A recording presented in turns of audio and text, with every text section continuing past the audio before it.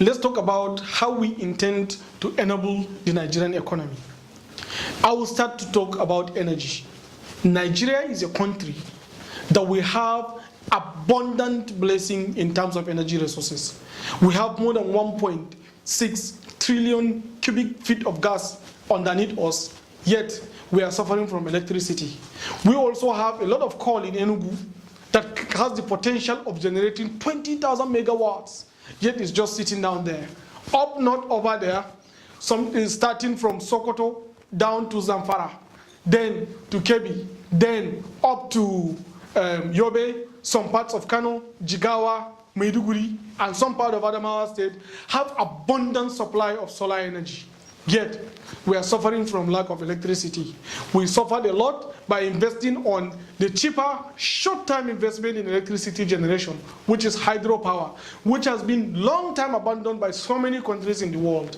What we intend to do is to enable these energy resources, to make sure that we build a heavy pipeline across the entire country that will leverage the gas that we have as a natural resources in this country to power our homes.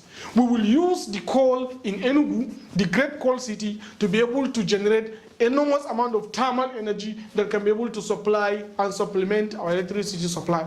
With the solar energy that we have up north, we are going to leverage on solar power and wind power to generate a lot of electricity. Our estimation shows that if we work this policy well, we are going to go out with about 50,000 megawatts of electricity.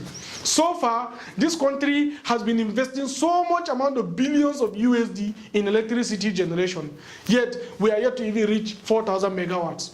How easy it is for us to recognize the efficiency of the current system? Simply because we are depending on rent, then it becomes a problem.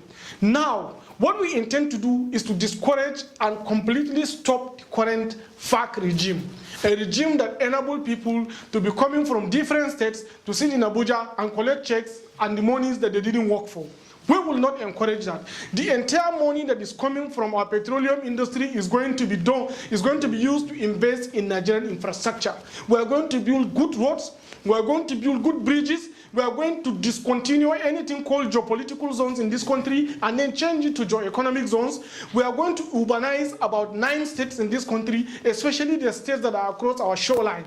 States from Calabar to Akwa Ibom to Rivers to Bayelsa down to Lagos are going to be heavy urban, and these areas are going to be our shoreline energy production zones. Then up north, those states I listed from Sokoto to Zamfara to Kebbi to Katsina to Adamawa to Borno to some part of Kano and Jigawa are going to be our inland energy production zones. If you come into the middle belt of the country, towards the middle part of the country, from Plateau to Kaduna, down to Niger State, down to Kogi, down to Kwara, down to Ekiti, Ogun State, Osun State rather, all these places are heavy industrialized agricultural zones. So we are going to convert.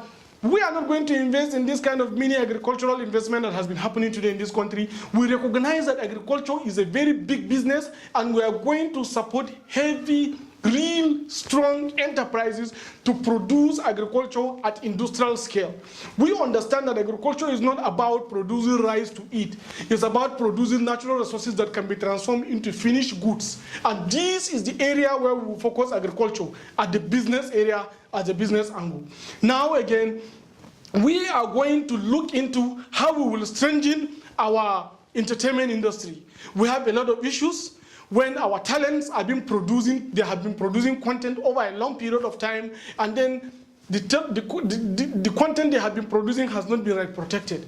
We will create a very strong copyright rules and then set up a task force to ensure we penalize every other person that is doing piracy in this country. We will support our talent, we will create their international market, we will make sure that they connect, we incentivize the entire process, and we make sure that they have the relevant health care capacity that will cater for them as they age.